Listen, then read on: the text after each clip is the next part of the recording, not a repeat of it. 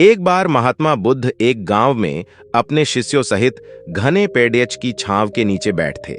आसपास के गांवों से बहुत से लोग अपनी मानसिक समस्याएं लेकर महात्मा बुद्ध के पास आ रहे थे। महात्मा बुद्ध उन सब की मानसिक परेशानियों का समाधान देते। सब लोग खुशी खुशी अपनी समस्याओं का समाधान पाकर वहां से लौट रहे थे। वहीं से कुछ दूर बैठा लोगों को बुद्ध के पास जाते देख एक दुखी भिखारी अपने भाग्य को कोसता हुआ यही सोचने लगा कि अभी कुछ देर पहले तो ये लोग दुखी मन से मुंह लटकाए उन महात्मा के पास गए थे और अब इतना खुश होकर कैसे वापस लौट रहे हैं। आखिर माजरा क्या है, जरा मैं भी जाकर देखूं कि वो महात्मा ऐसा कौन सा खजाना बांट रहा है इन लोगों को। वे इतने प्रसन्न हुए कि उनके चेहरे लाल हो गए।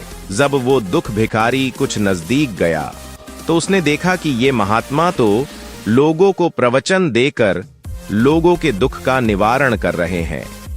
यह देखकर भिखारी के मन में भी तीव्र इच्छा हुई कि क्यों न मैं भी इन महात्मा को अपना दुख बताऊं। मुझे भी अपने दुख का समाधान अवश्य मिलेगा। बस फिर क्या था, समाधान पाने की लालसा लिए भिखारी महात्मा बुद्ध के सामने पहुंचा और हाथ जोड़कर प्रणाम करते हुए बोला, हे महात्मा बुद्ध, मैं भी लोगों की मदद करना चाहता हूं। मुझे लोगों की मदद करने की बहुत इच्छा है, लेकिन मैं कैसे मदद कर सकता हूं? मैं बहुत गरीब हूं।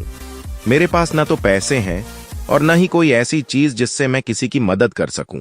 मैं कोशिश करने पर भी किसी की मदद नहीं कर सकता। मुझे भगवान ने इतना गरीब क्यों बनाया? हे महात्मा, मुझ पर कुछ कृपा करो। इतना बोलते हुए भिखारी रोने लगा। महात्मा बुद्ध बोले, आप बहुत अज्ञानी हैं, क्योंकि आप अभी तक इस भ्रम में जी रहे हो कि तुम्हारे पास कुछ नहीं, जबकि दूसरों को कुछ देने के लिए तुम्हारे पास बहुत कुछ है। तुम बिना धन और वस्तु के भी दूसरों की मदद कर सकते हो। तुम्हारे पास जुबान है जिससे तुम मीठे शब्द बोलकर किसी के दुखी चेहरे पर मुस्कान ला सकते हो। इन्हीं शब्दों की ताकत से तुम किसी के भी टूटते हौसलों को फिर से मजबूत कर सकते हो।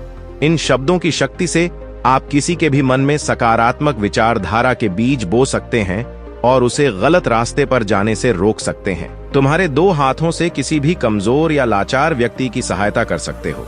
आपके दो आंखें किसी अंधे को रास्ता दिखा सकते हैं। तुम किसी के लिए दुआ कर सकते हो। यह हो सकता है कि उनके बुरे काम फिर से हो जाएं।